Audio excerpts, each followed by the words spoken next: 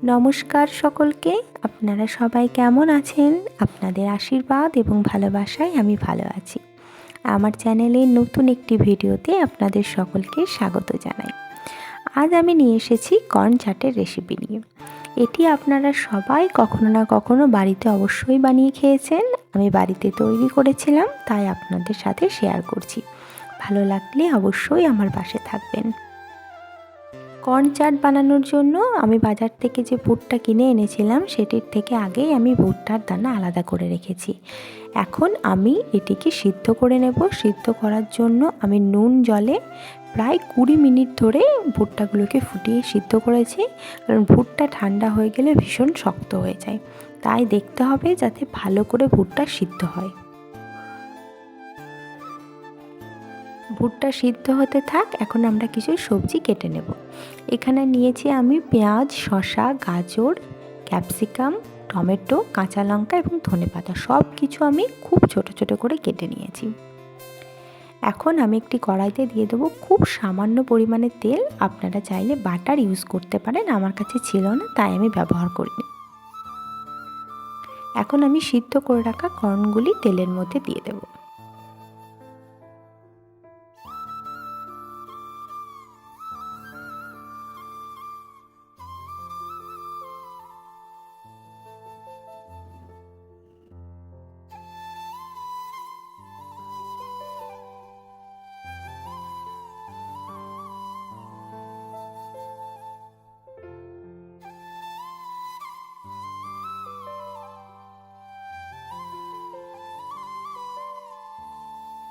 এর মধ্যে আমি দিয়ে দেব 1 চামচ চিলি ফ্লেক্স এবং 1 চামচ নুন।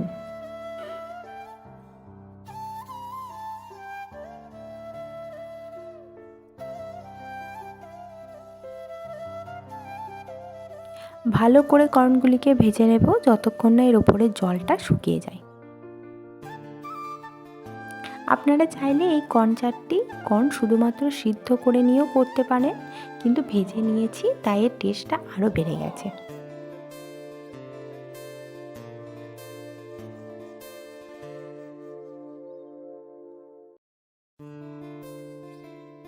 আমার কর্নগুলি সুন্দরভাবে ভাজা হয়ে গেছে। এখন আমি একটি বাটিতে এটি ঢেলে নেব। এর মধ্যে এখন আমি সমস্ত সবজিগুলি যেগুলো কেটে রেখেছিলাম সেগুলো মিশিয়ে নিচ্ছি। দিয়ে দিচ্ছি গাজর কুচি,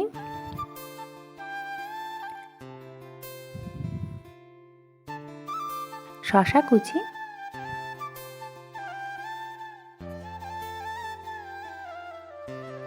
কাঁচা লঙ্কা কুচি, পেঁয়াজ কুচি,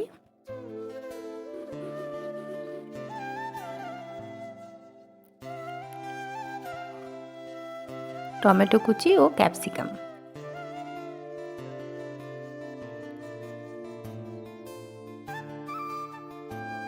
এর মধ্যে দিয়ে দেব লেবুর রস,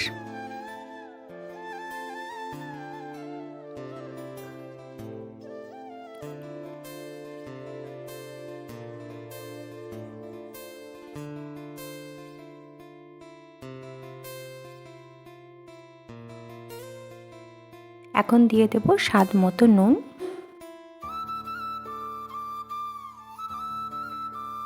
চাট মশলা,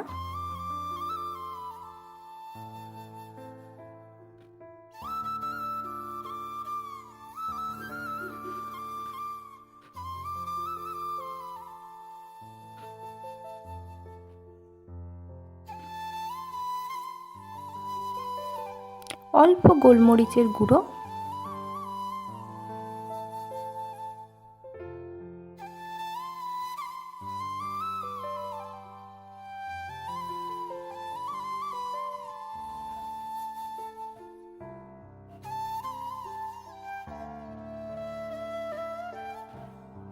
এরপর আমি সব কিছুকে খুব ভালো করে মিশিয়ে নেব।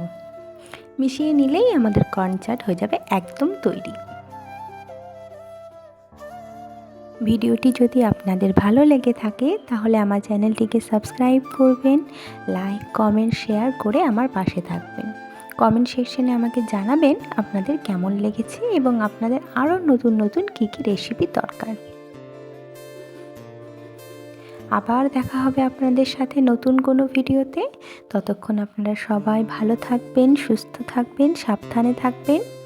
সকলকে ধন্যবাদ।